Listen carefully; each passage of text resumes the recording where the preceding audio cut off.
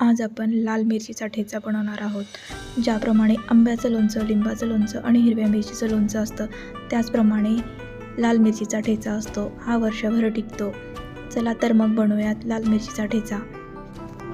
त्यासाठी आपल्याला लाल मिरच्या आणि 5-6 लिंबू लागणार आहेत. लाल मिरच्या आपल्याला बाजारात विकत भेटतील. मीठ, हळद, जिरे पावडर, हिंग आणि मेथी पावडर. आता आपल्याला मिक्सरच्या भांड्यामध्ये लाल मिरच्या टाकायच्या आहेत. त्यामध्ये मीठ टाकायचं आहे. मीठ थोडंसं जास्त टाकायचं, त्यामुळे आपला ठेचा जास्त दिवस टिकतो.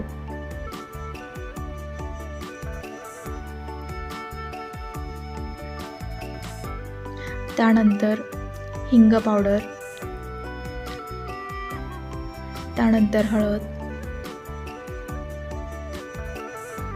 त्यानंतर जिरे पावडर आणि मेथी पावडर आणि लिंबाचा रस टाकून आपल्याला मिक्सरमध्ये बारीक वाटून घ्यायचं आहे. हे आपलं बारीक वाटून झालेलं आहे. हा झाला लाल मिरचीचा ठेचा तयार. वर्षभर टिकणारा, अगदी टेस्टी आणि चविष्ट असा लाल मिरचीचा ठेचा. तर मग नक्की करून पहा.